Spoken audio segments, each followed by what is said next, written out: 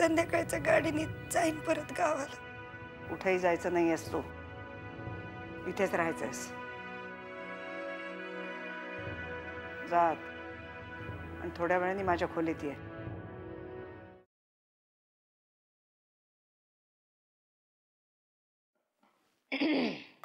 काय मग गण्या, आज काय शाळेला बुट्टी वाटतं? चल, आमच्या तसं बुट्टी बिट्टी काही नसतं. अच्छा, मग प्रिन्सिपलने सुट्टी जाहीर केली की काय? घरात बसून गेम्स खेळतोयस ते? अगं ताई, जगातली सगळी मुलं आपापल्या घरात बसून गेमच खेळतायत, कारण आता दिवाळीची सुट्टी चालू आहे ना, म्हणून. अरे हो, सुट्टी लागली नाही का? पण मग तू घरी बसून काय करतोयस? जा बाहेर जाऊन खेळ, किंवा मग स्विमिंगचे क्लासेस जॉईन कर ना. अगं ताई, बरी आहेस ना? उन्हाळ्यात स्विमिंगचे क्लासेस जॉईन करतात, थंडीत नाही. थंडीत कुडकुडून मरीन ना मी. हो, तेही बरोबरच आहे. माझं सगळंच बरोबर असतं, तूच नेहमी चुकते. तसं काही काम होतं का? हो गण्या, तू एक नाही, 2-4 खडू आणून देशील? खडू? हा. कशासाठी? ते तुला काय करायचंय? मला खडू हवेत बस. आणतो ना, ओरडते कशाला? तसंही मला बाहेर जायचंच आहे, ते आकाश कंदिलाचं सामान आणायला जायचंय ना, म्हणून. आकाश कंदील का? अगं आता दिवाळी चालू आहे ना, घरावर काय गुढी उभारणार आहेस तू? बरोबर. वामन दादा आणि मी कंदील बनवणार आहे. तू आणि वामन काका म्हणजे काय बघायलाच नको. शिमग्यापर्यंत तरी तुमचा कंदील तयार होतोय का बघूया आपण. खडू हवेत ना? हो गण्या, देशील ना रे खडू प्लीज? असं बोलायचं माझ्याशी? हा, आणतो.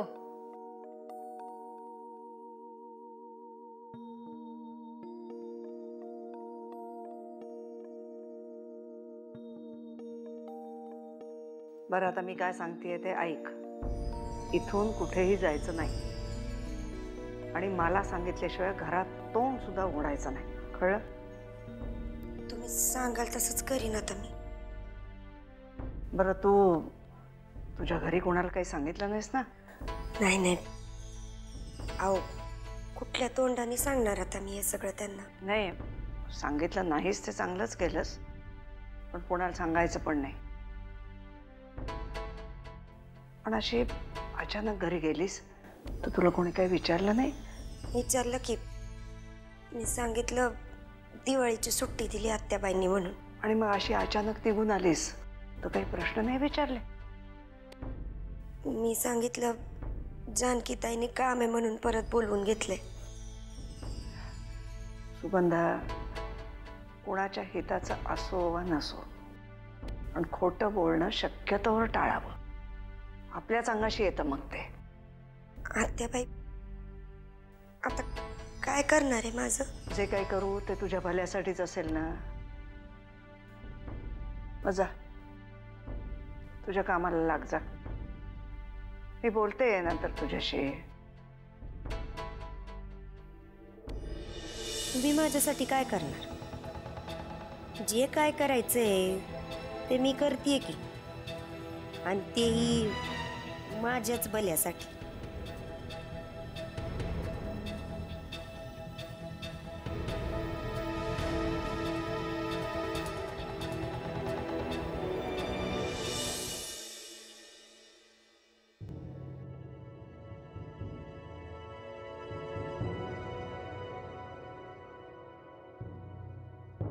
जानकी, सुगंधा परत आली आहे ना? हो, आली परत आली. का तू का असं विचारतीये? अगं काही नाही, ती अचानक गावाला गेली ना म्हणून विचारलं. हो, गेली होती गावाला पण आली परत. म्हणजे का गेली होती मला माहिती नाही, आली परत. तू का विचारतेस? अगं ती गेल्यापासून सगळेच जण खूप अस्वस्थ झाले होते ना, म्हणून विचारलं. नाही असं काही नाही. ते जाऊ देत ना, आपल्याकडे बोलायला अजून बरेच विषय आहेत. चिवचं काय चालू आहे? अगं चिवला तर खूप लळा लागलाय तिचा, म्हणूनच तिची सारखी आठवण येते. पण ती अचानक गावाला गेली काय आणि परत आली काय? काही अडचण तर नव्हती ना? अडचण कसली ग? ते आई बाबांची आठवण येत होती ना तिला. भेटायला गेली होती, आली, भेटून आली. आणि इकडे आता दिवाळी आली आहे, दिवाळीचा फराळ नाही का करायचा, म्हणून बोलवून घेतलं तिला. एवढंच ना? मला वाटलं काही झालं की काय. नाही, काही नाही. सुमिताई, यावेळेला दिवाळी मोठी साजरी करायची आहे. तू सुद्धा पूर्ण तयारीने सामील व्हायचंस. माझ्या आयुष्यात आता साजरं करण्यासारखं काही राहिलेलं नाही, पण तुझ्यासाठी होईन मी सहभागी.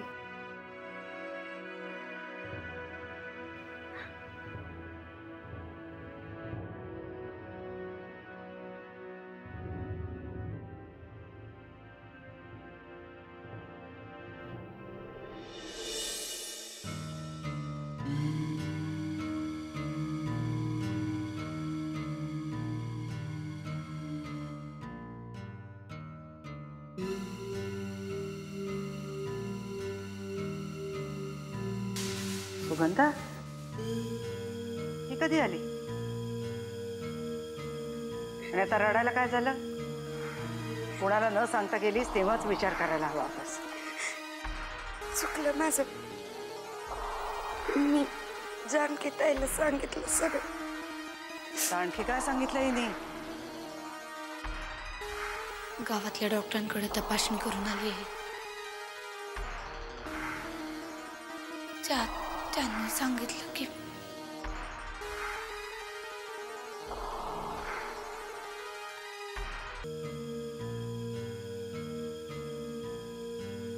आता हे उद्योग करायला कोणी सांगितलं होतं तुला? सगळ्या गावात बातमी पसरली असणार. नाही त्या बाई, मी शेजारच्या गावात जाऊन केली तपासणी.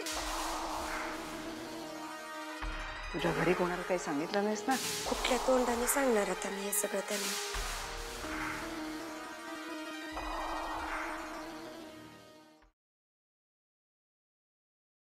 आत्याबाई, एक प्रश्न विचारायचा आहे, विचारू का? आत्ताच विचारला पाहिजे का? डोकं दुखतंय रे माझं. अहो, प्रश्न एकदम सोपा आणि साधा आहे. आपण वसुबारसेला गाई आणि तिच्या वासराची पूजा करतो, मग आपण त्या दिवशी बैलाची पूजा का नाही करत? हा सोपा प्रश्न आहे काय रे तुझा? मला नाही माहिती याचं उत्तर. अहो आत्याबाई, या प्रश्नाचं उत्तर कोणालाच माहित नाहीये. मला वाटलं तुम्हाला माहिती असेल, तुम्ही पण. अरे तुला काही काम नाहीये का आज? आवाज लई काम आहेत. आत्ताच जाऊन मी सगळं कंदिलाचं सामान घेऊन आलोय. आणि अमृतताईचे, अरे देवा, अमृतताईचे खडूच आणायला विसरलो. आता ती मला मारेल. खडू कसले? आम्हाला पण नाही माहिती. तिला कसली तरी खडी वाहू येते. आता मी मेलो. गणेश, अरे आपण आता नंतर बोललो तर नाही का रे चालणार? खरंच डोकं दुखतंय रे माझं. आत्याबाई, तुम्हाला आठवतंय, तुम्हीच मला एकदा सांगितलं होतं, जर आपलं डोकं दुखत असेल ना तर डोळे बंद करायचे आणि देवाचं नाव घ्यायचं, मग बरं वाटतं. तुम्ही पण करा. मी सगळं सांगितलेलं लक्षात आहे. हा, बरं वाटलं. हा, मग आता तुम्ही पण करा ते. जातो. तुला कंदील तयार करायचंय ना? पळ जा.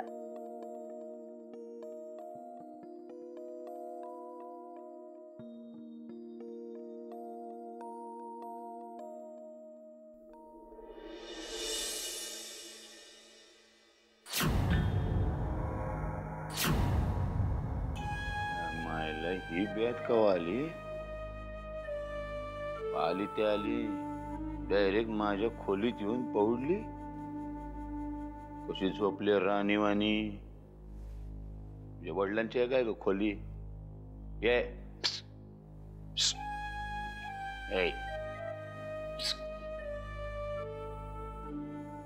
अग ये चिचून रे, उठके.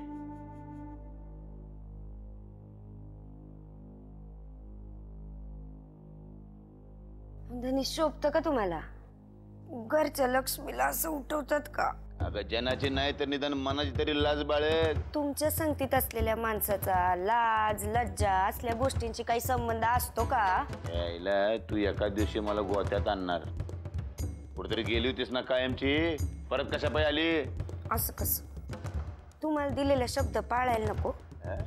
मी म्हणलं होतं ना दिवाळीचे फटाके फोडायला येणार आहे मी म्हणून. तू आता आली म्हणजे काय तर नवीन झंगट चालू होणार माझ्या माग. मला न तुमचं हेच आवडत नाही बघा. बायको आली आहे तर तिथे लाड करायचे सोडून जाप कसलं विचारताय? ये भये पाया पडतो, पुन्हा आली तशी निघून जा. इथे घरातल्या लोकांनी डोकं उठवले माझे, सगळे लोक त्रास द्यायला लागलेत मला. तू आणि भर नको टाकू. धनी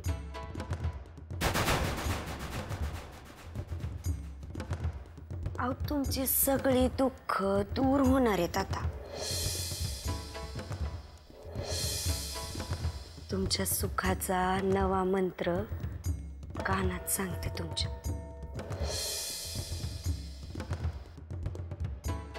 या इकडे.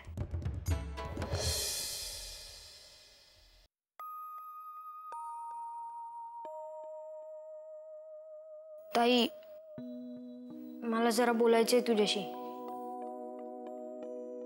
तूच राहिला होतास, कारण या घरामध्ये सध्या प्रत्येकाला काही ना काहीतरी बोलायचं असतं. ताई, मला जरा महत्वाचं बोलायचंय, आणि ते खास तुझ्याशी. मी आत्ता माझ्या डोळ्यांनी पाहिले. आता काय पाहिलं तू तुझ्या डोळ्यांनी? ताई, ताई मला सांगताना पण लाज वाटते. गण्या, पटपट बोल. आडे वेडे काय घेत बसलायस? ताई, ती सुगंधा एक नंबरची फालतू आहे. काय काय रे, काय भाषा का काय तुझी? हा, देऊ काय ठेवून? ताई, मी काय बोलते मला पण नाही समजत आहे, पण मला जे येते ते मी सांगतोय तुला. ताई, मी सुगंधाला आणि परशुदादांना खोलीत पाहिलं. ते दोघं घाणेरडं बोलत होते. फार चोमडेपणा करायला लागलायस तू. काहीतरी बावडासारखं बोलू नको. अगं ताई, मी खरंच सांगतोय, ती सुगंधा घाणेरडी आहे, फालतू आहे ती. तू जास्त तिची बाजू नको घेऊस. आत्ता माझ्याशी बोललास, घरातल्यांसमोरही बोलायचं नाही. मला कळत नाही तुझा ते सुगंधावर का राग आहे. ताई, मी तुला आत्ताच सांगतोय, नंतर म्हणू नकोस की मला कुणी काही सांगितलं नव्हतं म्हणून. हो का? फार शहाणा झालायस तू. जा चल, जाऊन तुझा अभ्यास कर जा.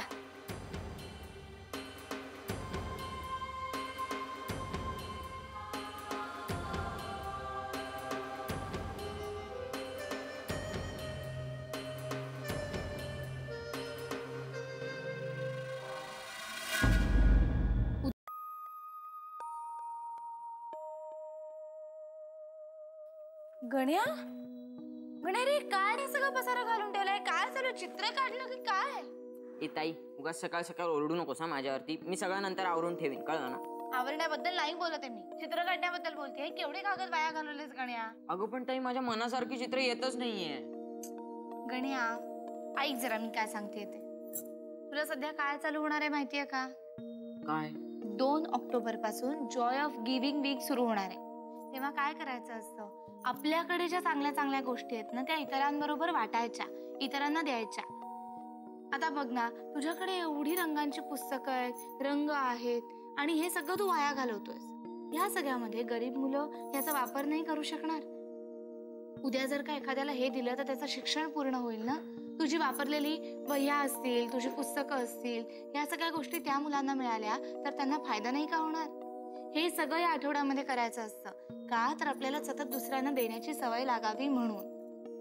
गण्या, आत्ता एवढं सगळं सामान तू नासवतोयस, सगळ्याची नासाडी करतोयस. मला सांग, जेव्हा आपल्याला हे मिळत नव्हतं तेव्हा आपल्याला किती याची किंमत होती? तेव्हा असं वाया घालवायचो का आपण? आठव. फार भूक लागलीये, आधी जेवायला वा, मग तोंड धुते.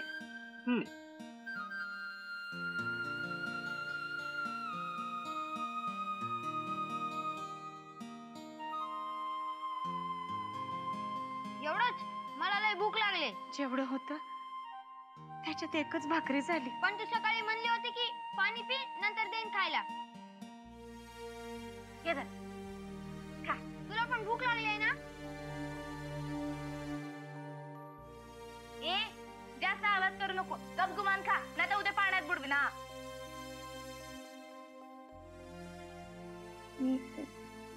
मी धुवून येते. खा.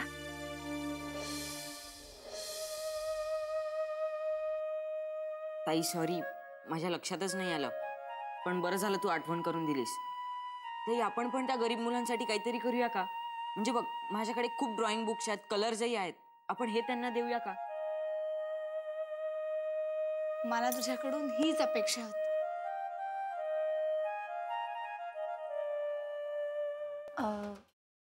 आत्याजी हं?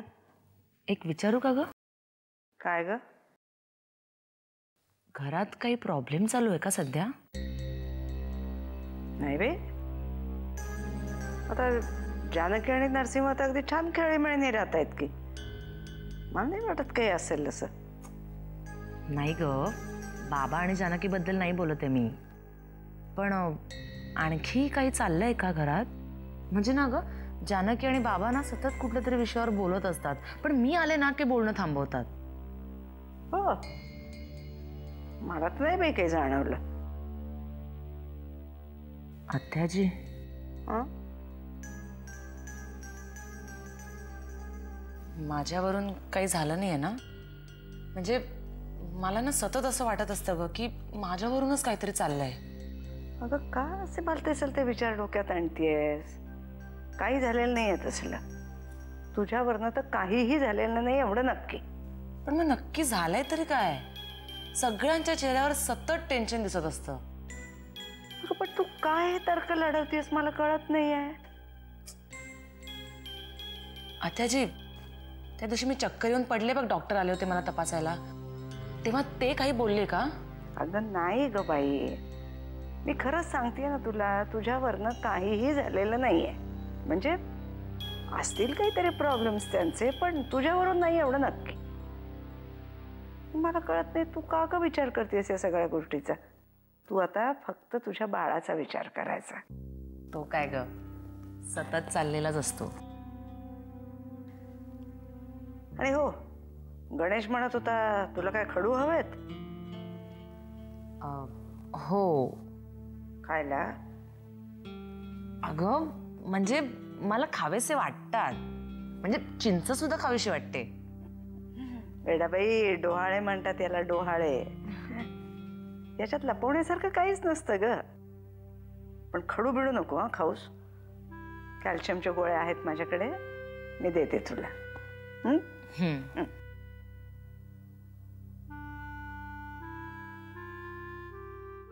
सुगंधा,